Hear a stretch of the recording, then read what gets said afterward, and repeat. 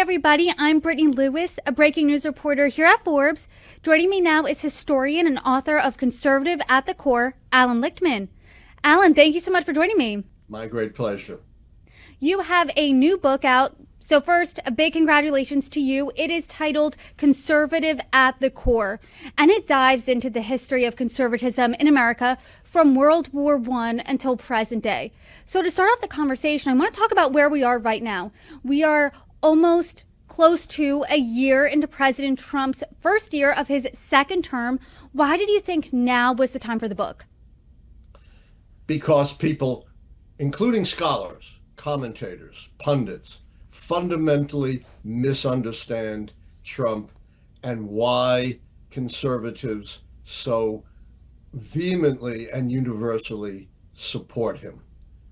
They say, well, they support him because they're afraid of him because he's so powerful. That's a small piece of it. The much bigger picture is conservatives across the board support Trump because they agree with him. We can get into it, but my study of 100 years of conservative history shows Donald Trump is not an aberration. He did not hijack conservatism. He is the culmination of 100 years of American conservative history, beginning with the end of World War I. Look, 90% of conservatives voted for him in 2024. It's a record. He even beat the icon Ronald Reagan's record in his landslide in 1984. Virtually every conservative at the national government, at every level of government, supports him. It's really hard to say, oh, he's not a real conservative when he has that kind of support. But my analysis shows he is the culmination, not the destruction of the American conservative movement. And he's been the standard bearer of the GOP for about a decade now, really since 2015. And I am so lucky in my position because I talk to Democrats, Republicans, really everyone on the political spectrum. And those Republicans who say that they don't support President Trump, they say that he is not part of the Republican Party that they've known in whatever era they are from or whatever era they're thinking of in the Republican Party. They say he's an outcast, he's an outsider of what they believe Republican values are. Your book argues the complete opposite of that, and I want to read a quote from the book. You say much conventional wisdom contends that Donald Trump betrayed conservatism, but you go on to say this: if Trump has betrayed conservatism, why have rank and file and elite conservatives lined up behind him for nearly a decade? So do you think that the Republican Party, based on your book, the answer is no, has changed since World War II? I mean, what's happened between 100 years ago and today? Very little has changed. And here's the thing. Again, scholars, not just commentators, but scholars have made a big mistake in taking at face value conservative professions of their values for public consumption. Things like free markets and free enterprise, limited government, fiscal responsibility, personal morality and accountability, strict construction of the Constitution, states' rights. All of these so-called professions are simply discardable principles that Republicans and conservatives, because remember, for a long time, a big component of conservatism was Southern Jim Crow. Democrats, more recently, the conservatives and liberals have pretty much parceled out into the parties, but that wasn't always true. So for 100 years, conservatives have routinely torpedoed these totally discardable ideas. Take free enterprise. What is the biggest enemy of free enterprise? Tariffs. It's not just Trump who's imposed major tariffs. Go back to the 1920s when Republicans repealed Woodrow Wilson's tariff reforms and enacted major protective tariffs. Then there was the notorious Smoot-Hawley huge increases in taxes in the 1930s. That's not the only way, though, conservatives have torpedoed free enterprise and free markets. Loan guarantees, subsidies, special tax breaks, business-friendly regulation, anti-union regulations, limited government. Go back to Prohibition, the biggest government imposition to date. on the American people that overrode the laws of dozens of states. Or fast forward to the modern anti-abortion movement, imposing enormous restrictions through big government on the American people, or Donald Trump's deployment of the military in cities. Fiscal responsibility, who was the biggest spender in American history? George W. Bush. Ronald Reagan, the conservative icon, blew a huge hole in the deficit. Donald Trump did so in his first term. He's doing it again in his second term. Strict construction, Republicans essentially on the court and Republican appointees invented out of whole cloth this enormous presidential immunity from crime, or equating spending money with speech, or corporations with persons. I can go on to talk about personal morality and responsibility. Conservatives were up in arms. They poured fire and brimstone on Bill Clinton when he had his totally inappropriate but consensual affair with Monica Lewinsky, and yet they give Donald Trump a total pass, who's an open adulterer, who bragged about grabbing women by their private parts, who bragged about chasing married women to have sex with them, who was found civilly to have sexually abused, hurt, and defamed a woman. All of that goes out the window when it comes to Donald Trump. So none of these professed conservative principles amount to anything real. They're just for public consumption. So my book proves when you cut through that, you get to the two core principles of conservatism: protection of private, not free enterprise. There's a huge distinction there. Free enterprise says, let the magic of the market rule, but protection of private enterprise involves tariffs and all these other government interventions in the marketplace. Secondly, the right's own very narrow, distorted view of traditional Christian or Judeo-Christian teachings. They emphasize the absolute fringe of teachings, deviant sexuality, abortion, transgender, and ignoring the great bulk of Christian and Judaic teachings. There's almost nothing on those things in the teachings of Jesus, for example. What does he emphasize? The dangers of greed and wealth. It's easier for a camel to go through the eye of a needle than for a rich person to enter heaven.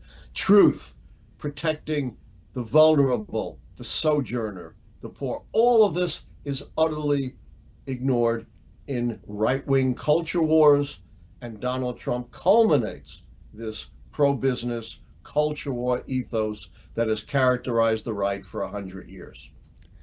Your book goes and talks about contradictory beliefs that conservatives have, and it goes through a history of 100 years, but I found it most interesting when you see Republicans who have said one thing perhaps about President Clinton at the time with his extramarital affair with Monica Lewinsky, as well as sexual harassment and assault allegations. They were vehemently against that, going on about how they can't have a president that has that type of moral compass.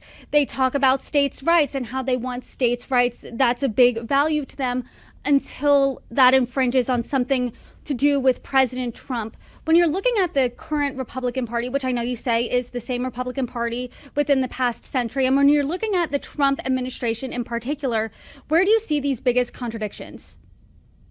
Well, you pointed out one of the biggest, which is states' rights. Just recently, Trump said states are agents of the federal government. Apparently he never read the 10th Amendment to the Constitution establishing significant states' rights. And he said, if I say they have to abolish mail-in voting, even though every state has it in their laws, they have to do it. It's a classic example of the discarding of one of these dispensable principles when it contradicts their political interests and their true core values. And we've seen the same thing with personal morality and accountability. As you said, conservatives, particularly the conservative evangelicals said, we don't care what Clinton's policies are. His violation of personal morality disqualifies him for any public office. Then when you get much worse transgressions by Donald Trump, including a civil finding that he sexually abused, defamed, and hurt a woman, including his bragging about, grabbing women by their private parts, 20 women accusing him of sexual abuse.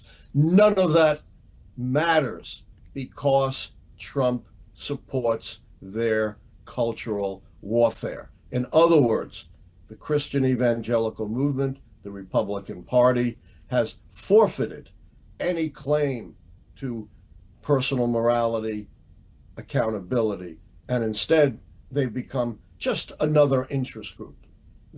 Sadly, conservative Christians have departed the moral high ground and become no different than the NRA or the Chamber of Commerce or the pro-life or the pro-choice groups, just supporting their policies and forgetting any moral stance. It is extraordinary what has happened with supposedly the guardians of morality in our society. I know that you predicted, based on your 13 keys, that President Trump was going to win in 2016. But I'm sure you remember that a lot of people were surprised by that victory.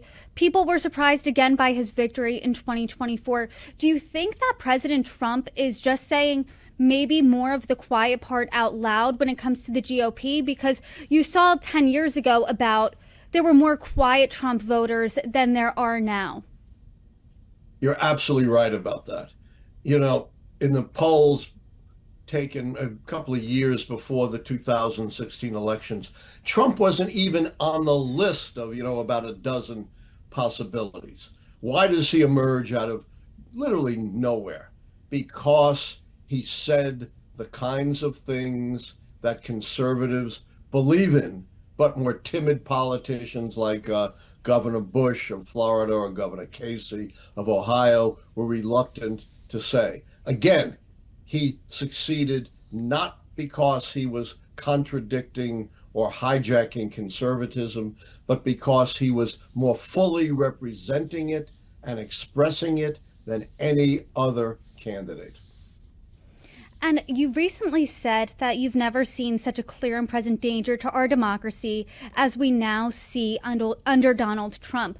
Have you ever seen this in the past 100 years of conservatism, especially when there's been a Republican president? Never to this extent. We saw it to some extent in the McCarthy era when Joseph McCarthy was running rampant over human rights, the rule of law, due process in his extraordinary red baiting. And the conservative response to McCarthy, I think, explains a lot of the conservative response to Donald Trump. Conservatives like Robert Taft, senator from Ohio, son of a president, they recognized what McCarthy was doing, but they embraced it. He might be a bully, but he's our bully, and we need him. Well, Trump might be a bully. He might, not represent what we think should be a moral human being, but he's our bully. He's going to fight for us, and that is what matters. And that's why, Trump could say, I could shoot someone on Fifth Avenue and it wouldn't dent my base, because his base has nothing to do with the supposed conservative core values of law and order or personal responsibility. But we have never seen any previous president, Republican or Democrat, take such clear aim at the traditions of our democracy. Go back to the January 6, 2021, an unprecedented coup attempt. It was a coup attempt, an attempt to stop the peaceful transfer of power that had been the hallmark of our democracy for well over 200 years. And I can go into all of the ways in which Donald Trump has trampled on our democracy in his second term. And I am worried, because our one defense, what has really kept America to preserve its democracy is free and fair elections. Look, democracy is precious, but like all precious things, it can be destroyed. For most of human history, we had no democracy. The first golden age of democracy was right after World War I, 20th century, when you had about 24 democracies. By the 1940s, it was cut in half. Late 20th century had another revival of democracy, second golden age, and it's all going down the drain around the world in the 21st century. And the thin reed that's protecting us is free and fair elections. That is why you see Donald Trump going after our elections. And, I'm not a Cassandra. I'm not a prophet of doom. I never have been. But I'm very worried about whether Donald Trump is going to allow us to have a free and fair election in 2026 or 2028. Is his use of the military and the National Guard just a prelude to the use of those forces to destroy free and fair elections in this country? We should all be very, very, very worried. I'm sure if a Republican lawmaker or a Republican in general was sitting here right now, they would say you're being outlandish by saying that you're scared, that there's not going to be a free and fair election. This is America. What are you talking about? What would be your response to that? My response to that is, yes, this is America and this is the hallmark, but Donald Trump is trampling and violating the very secure foundations of our free elections. He instigated a coup, the first time in the history of the country, with the violent storming of the Capitol. He sat for 3 hours and let the violence proceed in an attempt to stop the peaceful transfer of power. He even incited the crowd by, attacking Mike Pence when they're chanting, "Hang Mike Pence." He has tried to override the election laws of the state, demanding that they abolish mail-in voting, a mainstay of our election system today. He has demanded against the Constitution and the law that they require documentary proof of citizenship to vote. He has made unprecedented use of the military. He has demanded information on individual voters. This is not being a Cassandra. This is simply responding to the reality of what is going on in America today. Arguably, perhaps the last iconic Republican president was Ronald Reagan. Where do you see the differences between the President Trump we have today versus President Reagan of the 80s? There are a lot of similarities. They were both staunchly pro-business. They both violated, for example, states' rights and fiscal responsibility, both blowing big holes in the deficit. Where I see a difference is, to an extent, Ronald Reagan respected democratic traditions and institutions. I don't see a similar respect on the part of Donald Trump. And that's what makes me, at age 78, I remember the Eisenhower administration. I go back a long way. I've studied politics since the founding. It makes me so nervous about our democracy. I remind you, democracy can be destroyed. And the history of humanity is how rare and precious democracy is and how easily it can be destroyed. If this is the Republican Party that it's always been, what do you say about Democrats? Because I know your book, you say explicitly in your book, you're not comparing conservatism to liberalism. But what do you think Democrats' responses should be, A? And B, is this the party of FDR and perhaps more modern Democrats, Bill Clinton and Barack Obama? Yeah, I see, again, my book explicitly is not comparative. That's a different book. I may be writing that. But yes, there is also a long continuity, at least since Franklin Roosevelt. Look at the 19th century Democrats of Andrew Jackson and Grover Cleveland. They were firm believers in limited government, states' rights, hard money. You get this enormous transformation of the Democratic Party, foreshadowed in the Wilson administration, and then, of course, realized in the administration of Franklin Roosevelt. I have criticized strongly the Democrats. I'm not just a one-party basher.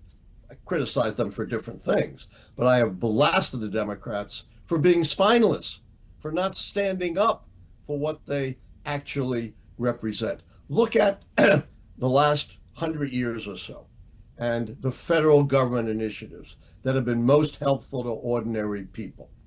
The federal insurance of bank deposits, the regulation of financial crime, social security, minimum wages and maximum hours, Medicaid, Medicare, food stamps, the Affordable Care Act. They've all been done by Democrats. Democrats have nothing to run away with. They have to grow a spine, be bold, and demonstrate not only that they represent an alternative to Donald Trump and the protection of our democracy. That's not good enough. They also have to demonstrate, and I think they can, but they haven't, what they have done and will do for ordinary Americans. Another huge mistake that commentators have made is calling Donald Trump a populist. He is the opposite of populism. Populism was a late 19th century movement of ordinary farmers and to some extent workers against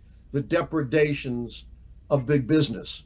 They favored things like government control of transportation and communication, graduated income tax, radical ideas that challenged business and corporations of their time. Trump is just the opposite.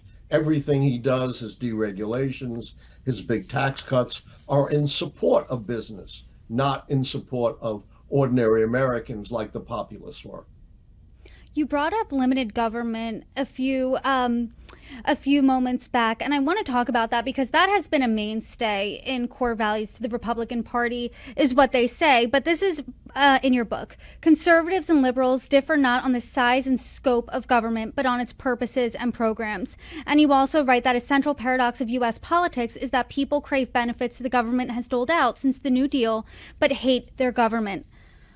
You argue that Republicans really, when you read the fine print, when you look back, get a history lesson, aren't for limited government.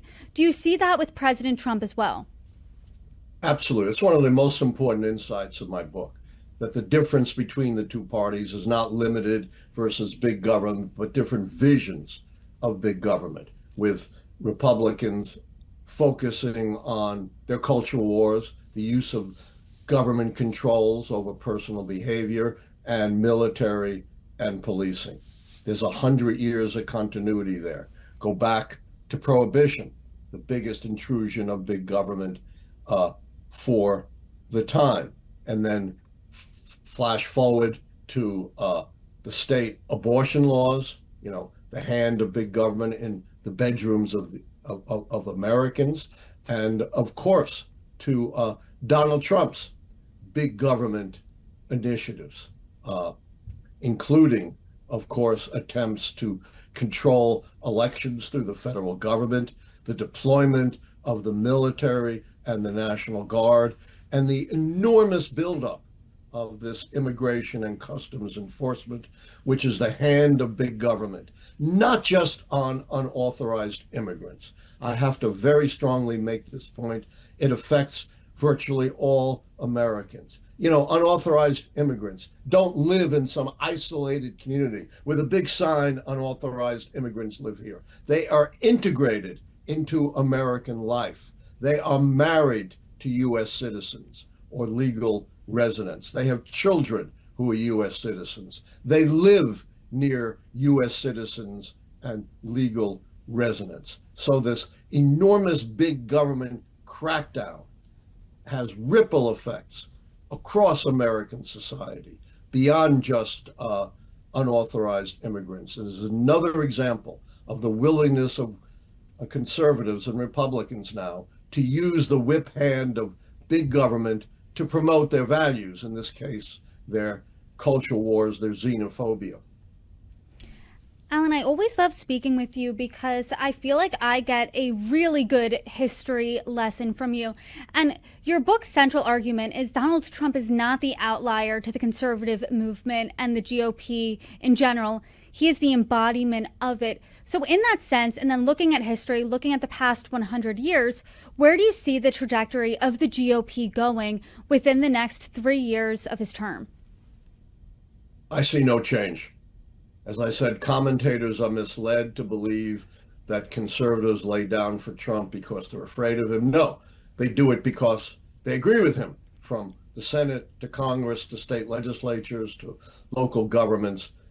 They are in agreement with Trump because, as I said, he represents what conservatism has stood for over 100 years. He got elected out of nowhere because he gave voice.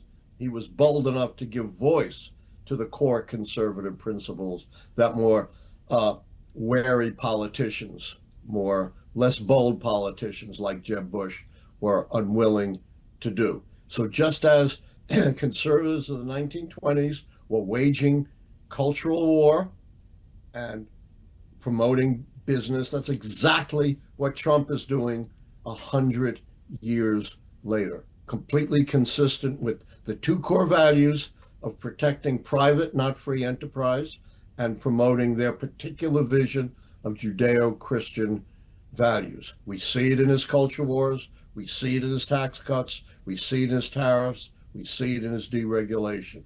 Nothing here would surprise Warren Harding. I know I said it before, but the book does not compare conservatism to liberalism. But if you did have a Republican sitting here, they could say, hey, Allan, modern Republicans aren't the only lawmakers to engage in behavior that ranges on the spectrum from anywhere from morally questionable to outright illegal. I'm thinking of Democrats like President Bill Clinton, Eliot Spitzer, Anthony Weiner, Governor Cuomo, and even Senator Bob Menendez, to name a few. So then, Allan, what would be your response to that? What do you think the difference is between them and the conservative movement? God, that's a whole other. It's a whole other book. It's a whole other podcast. Yeah. I know, it's a different book, but I just want to focus on this one thing, this idea of law and order and personal responsibility. Again, my book is not a comparison, but if you're going to ask me about that, there is no comparison. I did, in fact, note in my book that if you look at the past few decades of conservative and liberal government, it's pretty close. 40 years of conservatives, 34 years of Democrats. 59 officials in Republican governments were convicted or pled guilty of crime. 5 for Democrats. Look at the biggest presidential scandals of the last 100 years. It's not Bill Clinton's, which didn't involve anything very fundamental. It's the Warren Harding scandals, which involved all kinds of bribery and corruption in government. It's obviously the incredible Watergate scandals. It's the most overlooked and most important scandal of our time, the Iran-Contra scandal under Ronald Reagan, which was the establishment, in effect, of a government within a government, the Project Democracy, to act without any accountability, and then all the scandals of the Trump administrations. So yes, Democrats transgress, but when you weigh the scales, it's pretty clear where the scales fall. Another stat you pointed out in your book is that the most conservative liberal senator and most conservative liberal member of Congress is still more liberal than the most liberal conservative, both members of the Senate and Congress.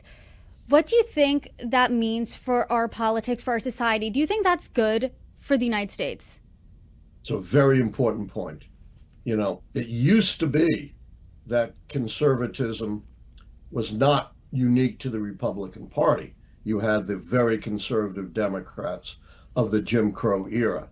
That began to change in the late 20th century as the South transitioned from solidly Democratic to solidly conservative republicanism. That pushed Republicans to the right and Democrats to the left, to the point where we have an open scissor. Actually, no overlap at all in ideology between the two parties. That is not good for our democracy. That's one of the reasons why politics has become so bitter and so rancorous, with both sides thinking there's no value in the other side, because you're not rubbing shoulders. with one another. It makes it almost impossible to work across the aisles, as we've seen in recent years. But it's kind of the inevitable development of the historical progression of American liberalism and conservatism. I want to look to the future of the GOP because I know you said that you don't think anything within the next 3 years is going to change. But what about 2028 and beyond? I'll read another quote from your book. Trump is not an anomaly, but a logical heir to the modern conservative movement. Who's next, do you think? And do you think that they will be carrying that MAGA mantle? Because as of right now, Vice President J.D. Vance is far and away the front runner for the 2028 GOP nominee. Do you think he's going to get it? He's going to continue? He's going to pick up where Trump left off? What does that look like? Well, it's way too early to predict anything about 2028, but just, hypothetically, without committing myself to a firm prediction, it is likely to be J.D. Vance, and he is likely to carry the same conservative message as Donald Trump, because that is the history and present reality of the Republican Party, and that's not going to break, particularly given, as you point out, that conservatives and liberals, which were once mixed a little bit within the parties, have now completely sorted themselves into two distinct groups. Liberalism is seated within the Democratic Party, conservatism within the Republican Party, and virtually the twain never meet. And do you think, I've talked to a lot of people, I've had over 1,000 guests on me sitting here, them across from me like you are. And most people that I've talked to, either in here or outside, remember a different politics, right? Where it's not so heated, where people can be friends with other people across the aisle. Now some people feel like that's impossible. Do you think that we'll get to a point where tensions are tamped down? Or do you think that's just some sense of nostalgia that really didn't exist? I think that is a lot of nostalgia.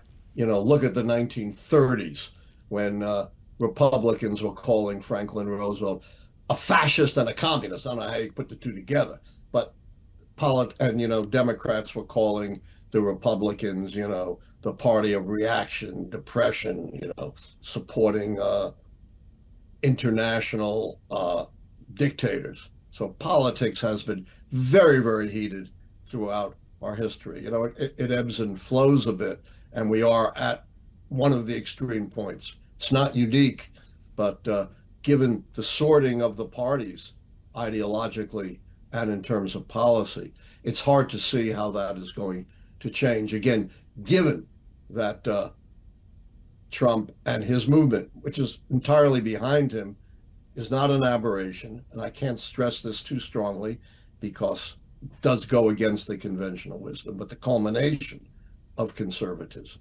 And if I write a book about liberalism, I might make the same thing, make the same argument about current liberal leaders. Well, Allan, the book is a great history lesson from World War I to present day. It's called Conservative at the Core. Where can people get it? You can get it from the University of Notre Dame Press website. You can get it from Amazon. You can get it from Barnes and Noble and virtually every other online bookseller. And of course, hopefully it'll be stocked in your local bookstore as well. But you can get it today from any one of those multiple sources. And I'm proud to say we got an early review even before the book came out from Library Journal, very respected reviewer, which said highly recommended for anyone interested in American history and politics. So as you point out, the book is relevant, not just as a history lesson, but to understand what's going on today. Well, it's a great read. I appreciate you coming on. I always enjoy our conversations. And once again, congrats on the book. Thank you. I always love talking to you, Brittany. Take care.